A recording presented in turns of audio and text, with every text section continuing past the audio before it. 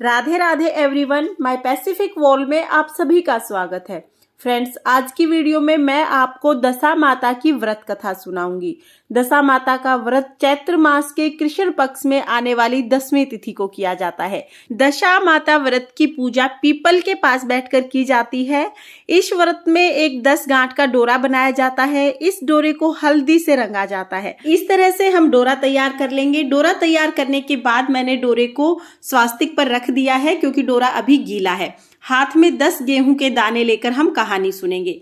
हमें 10 गेहूं के दाने हाथ में जरूर लेने हैं। साथ ही आप डोरा भी हाथ में ले सकते हैं, लेकिन डोरा अभी गीला है तो इसलिए मैंने स्वास्तिक पर रख दिया है। अब हम कहानी शुरू करेंगे।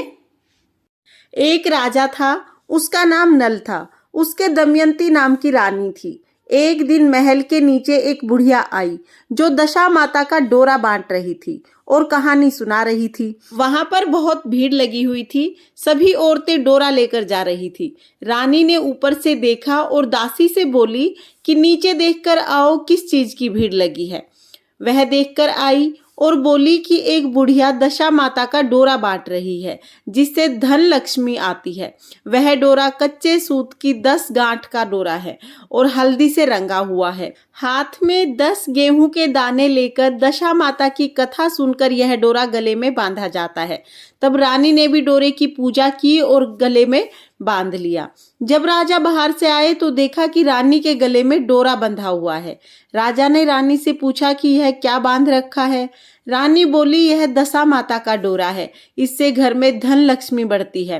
राजा बोले कि हमारे पास तो बहुत सारा धन है, हमें इस डोरे की क्या जरूरत है। ऐसा कहकर राजा ने रानी के गले से डोरा तोड़ा और फेंक दिया। जब राजा ने डोरा फेंका, उसी रात को राजा को सपने में दशा माता दिखाई दी। दशा माता ने राजा से कहा कि राजा, मैं तेरे घर से जा रही हूँ। जैसे ही मैं तुम्हारे घर से जाऊंगी, तुम्हारे घर का सारा धन राख हो जाएगा और बुरी दशा शुरू हो जाएगी। सारा धन कोयला बन जाएगा। सुबह उठकर जब राजा ने देखा तो सारा धन कोयला बन गया था। तब राजा ने रानी को कहा कि हमें इस घर को छोड़कर जाना होगा। इस घर पर हम ब्राह्मणी की बेटी को छोड़ देंगे। वो यहाँ पर दिया जला देगी, पानी भर देगी, घर में झाड़ू लगा देगी और सारा दिन घर में बैठी रहेगी।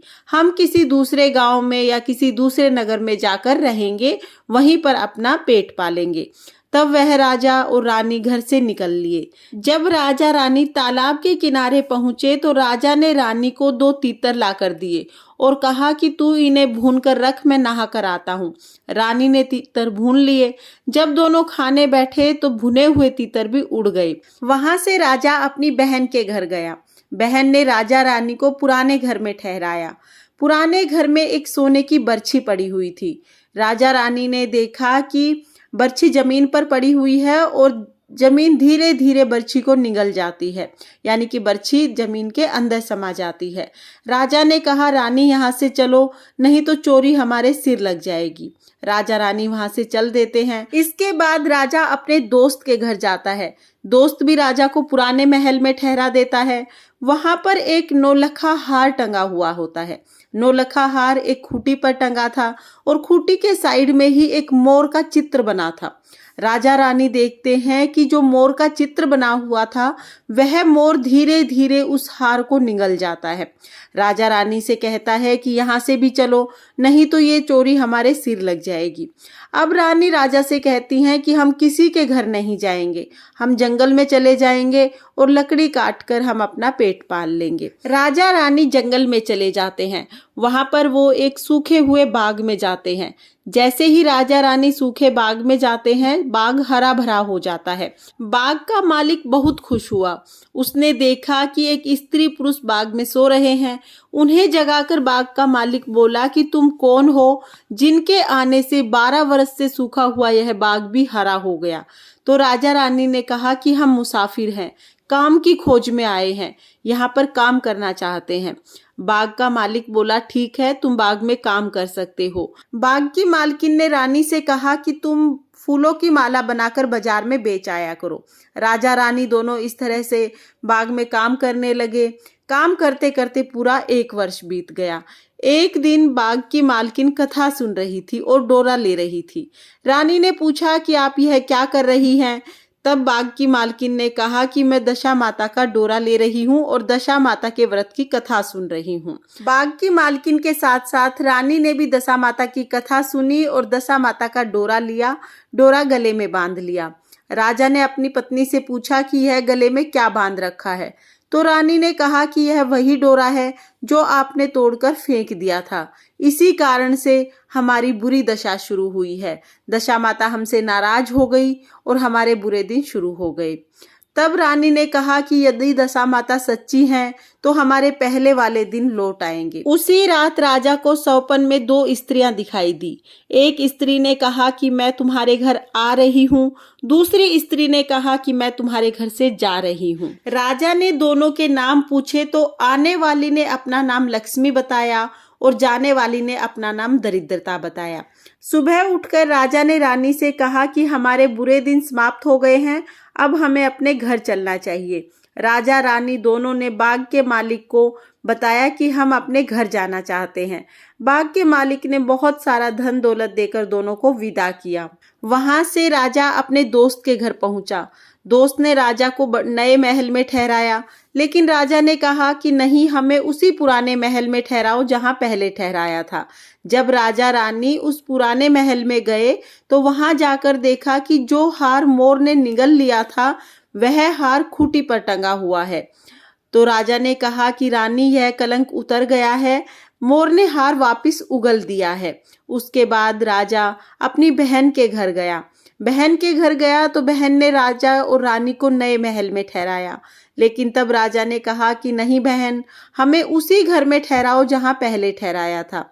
जब राजा रानी पुराने घर में गए तो देखा कि जो बरछी धरती ने निगल ली थी वह धीरे धीरे धरती के ऊपर आ रही है। जैसे ही बरछी धरती के ऊपर दिखाई दी, राजा ने कहा कि देखो रानी, हमारे अच्छे दिन आ गए हैं, यह पाप भी हमारे सिर से उतर गया है। वहां से चलते चलते राजा रानी सरोवर के पास पहुंचे। जब सरोवर के पास पहुंचे तो देखा कि 2 तीतर पड़े हुए हैं। वो समझ गए कि ये वही तीतर हैं जो उड़ गए थे। वहां से राजा रानी अपने महल की तरफ चले तो देखा कि महल का दरवाजा जो टेढ़ा हो गया था वो ठीक हो गया है, सोने की झारी आ गई है, दातन हरी हो गई है। जो ब्राह्मण की बेटी दिया जलाने के लिए छोड़कर गए थे, राजा रानी दोनों ने उसे अपनी धर्म की बेटी बना लिया, उसका विवाह किया और बहुत सारा धन दौलत देकर उसको विदा किया। रानी ने बड़े धूमधाम से दशा माता का व्रत किया, हलवा बनाया, पूड़ी बनाई, मीठी रसोई बनाई, ब्राह्मण ब्राह्मणी को जिमाया और खूब दान किया। हे दशा माता, जैसे राजा रानी के साथ पहले की वैसे किसी के साथ मत करना और जैसी बाद में की वैसी सबके साथ करना। इस कहानी को कहते सुनते हुकारा भरते सब पर अपनी कृपा दृष्टि बनाए रखना और सबके अन्न धन के भंडारे भरे रखना। ये थी दशा माता की कहानी। इसके बाद हम एक गणेश जी की कहानी जरूर सुनेंगे, तो चलिए गणेश जी की कहानी सुनते हैं। एक बूढ़ी माई थी, गणेश जी की पूजा करती थी। रोज मिट्टी के गणेश जी बनाती, रोज गल जाते। रोज मिट्टी के गणेश जी बनाती, रोज गल जाते। उसके घर के सामने ही एक सेठ का मकान बन रहा था। वो जाकर कारीगर से बोली कि कारीगर कारीगर, मेरे पत्थर के गणेश जी घड़ दो। कारीगर बोले, बुढ़िया, जब तक तुम्हारे गणेश जी घड़ेंगे इतनी देर में तो हम अपनी दीवार बना देंगे, हमारे पास समय नहीं है, किसी और से बनवा लो। बुढ़िया को बहुत बुरा लगा। बुढ़िया बोली, भगवान करे कि तुम्हारी दीवार टेढ़ी हो जाए। ये कहकर बुढ़िया वहां से चली गई। अब कारीगर जैसे ही दीवार बनाए, दीवार टेढ़ी हो जाए, फिर दीवार को गिराना पड़े, फिर दीवार बनाए, फिर दीवार टेढ़ी हो जाए, फिर गिराना पड़े। इसी तरह से शाम हो गई। शाम को सेठ जी आए। उसने कहा कि आज तुमने कोई काम नहीं किया। तो कारीगर बोले कि काम तो कर रहे हैं, लेकिन ये दीवार बार बार टेढ़ी हो रही है। फिर कारीगर ने बुढ़िया के आने की सारी बात सेठ जी को बताई। तब सेठ जी ने कहा कि तुम मुझे बुढ़िया के घर ले चलो, मैं बुढ़िया से बात करूंगा। सेठ जी बुढ़िया के पास गए। सेठ जी ने बुढ़िया से कहा कि हे बूढ़ी माई, हम तुम्हारे सोने के गणेश जी घड़वा देंगे, तुम हमारी दीवार सीधी करा दो। सेठ जी ने बुढ़िया के लिए सोने के गणेश जी घड़ाए। गणेश जी की कृपा से सेठ जी की दीवार सीधी हो गई। हे गणेश जी महाराज, जिस तरह आपने सेठ जी की दीवार सीधी की वैसे ही सबके सब कार्य सीधे करना, और जैसे आपने बुढ़िया पर कृपा दृष्टि बनाई वैसे सभी पर अपनी कृपा दृष्टि बनाए रखना। अब हमारी दशा माता की व्रत कथा पूर्ण होती है। व्रत कथा सुनने के बाद जो हमने हाथ में गेहूं के दाने लिए हैं, ये हम यहीं पर जहां पर हमारा डोरा रखा है यहाँ पर समर्पित करेंगे और उसके बाद हम लोग पीपल की 10 परिक्रमा करेंगे। तो देखिए, कच्चे सूत को लपेटते हुए हमें इस तरह से पीपल की परिक्रमा करनी होती है। दशा माता के व्रत में पीपल की 10 परिक्रमा करने का विशेष महत्व होता है। परिक्रमा करने के बाद जो हमने डोरा बनाया है वो गले में पहन ले, और जो पिछले साल का डोरा है उसको पीपल पर या तो आप बांध दें या तो पीपल के पेड़ के नीचे थोड़ी सी मिट्टी हटाकर आप उसको दबा सकते हैं। दशा माता व्रत की विधि का वीडियो चैनल पर आ चुका है, जिसमें मैंने संपूर्ण विधि बताई है। आप उस वीडियो को भी एक बार जरूर देखें।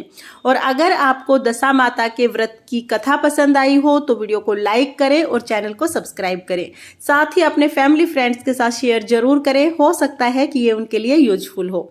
देखने के लिए बहुत बहुत धन्यवाद। दशा माता की जय हो। राधे राधे।